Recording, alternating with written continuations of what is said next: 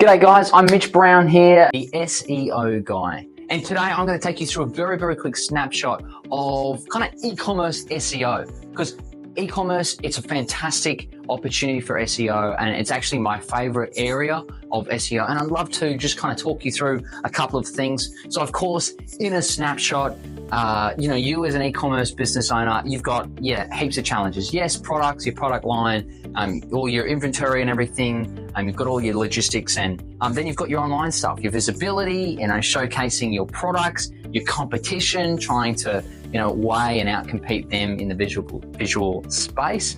But then you've also got the challenge of trying to convert new customers when they come through your website, through however means that is. Then of course you've got your customer loyalty, trying to, have customers come back multiple times and sort of leveraging all of that. And maybe you're spending lots of money on Google Ads, or you're afraid of spending lots of money on Google Ads or meta advertising or something like this.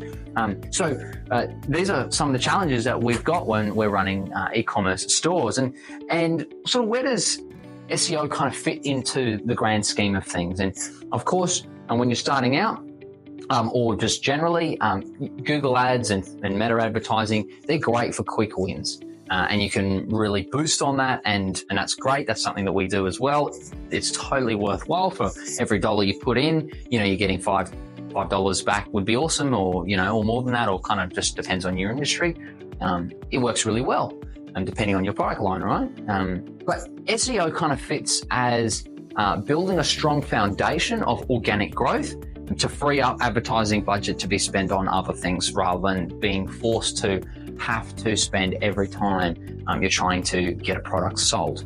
And so it really helps lower the dependence on Google Ads in particular, and it actually can help grow your product line by using SEO data. We can have a look at what people are searching for, and it can actually help you not only grow your current product line, but actually extend your product line out into other branches. So that's kind of where it sort of fits. In terms of your timeline for your business, today is better than tomorrow in terms of SEO.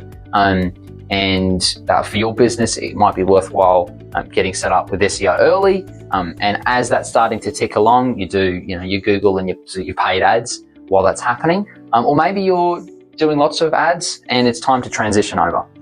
So it just really depends where you're up to. Now, in terms of a couple of quick case studies, so the Placenta Co, right, really niche e-commerce store. It didn't take long for us to do a couple of different things.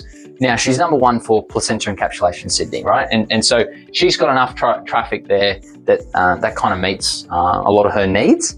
Or we've got something like Leprosy Mission, and we started doing some Google Ads stuff for them, and their website traffic is just pumping. It's a bit hard to see on this screen, but over 760%, 800%. It's going to be nearly 900% soon. Since June that we've grown their traffic, because their product line's really big. So depending on your product line, your area, the growth potential can be really sudden and actually really large.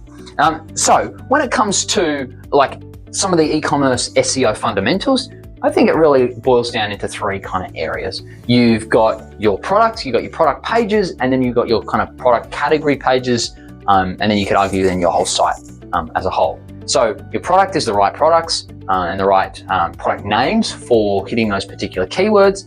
Then you've actually got the product page itself, having good descriptions, making them user-friendly, having the page optimized for search engines to understand the content and the images and everything that's on your page, and then human-friendly so that people can buy it and that it all flows and all makes sense from a user perspective.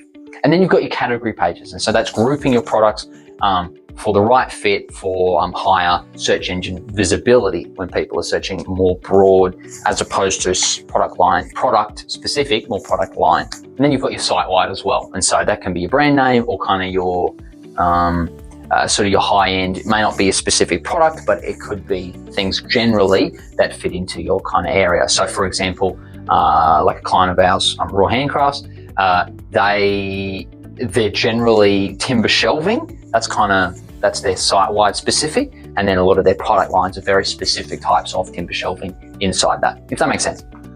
So look, then I think this is probably fits in the category of SEO for e-commerce, although it probably should, is your conversion rate optimization. And that's really looking at, yes, your site's speed, your sort of A/B testing for products and product pages and how the flow of things is happening. That's your checkout process optimization, and really looking at the data there of what's happening, what are clients doing, how are they interacting with the site, and if we make this change and this change and this change, what's the result of that? And so that's kind of a long-term, really helping get the best bang for your buck for the customer journey across your site.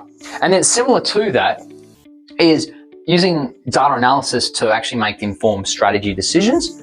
So this is looking deeper into user engagement, user behavior on the website, how are they responding to upselling, and how is that process actually happening? What's the cart abandonment rates?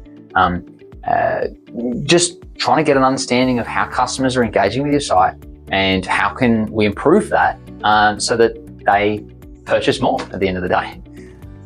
So look, in terms of from an SEO perspective, budgets, return of investment expectations and things like that, we map out how much things cost from the beginning. It really depends on the size of your store, your product line, the competition level as to timelines. And we're trying to have a bit of an estimation for that. It really does depend. I think a good SEO specialist will actually help map that out. They'll go, look, this is the timeline that I think we'll start seeing results. These are my prices. And this is what we need to kind of get things moving. And the timeline is dependent on this, this, and this. Now, there's things that are outside our control. For example, you just don't know how the algorithm's going to pick up your changes, and things might happen sooner than later, that kind of thing. But a good SEO who's kind of got a bit of experience should have a bit of a good estimation for how things should be forecasted within a good control. So we try to make that really clear. And also, I think what's really, really important, and with e-commerce, it's quite easy to have a transparent reporting process because you'll be able to really showcase the growth per product and per product category as well. So that should be really, really straightforward. You should be able to walk out of a meeting with your provider and go, yes, I'm really, really certain how each of my products are growing and how my site is growing as a whole, how sales are being improved, how pages are being optimized. There should be a whole lot of really, really good application coming out of the meeting times together. And so as you're growing, you're kind of growing a lot of things all at the same time.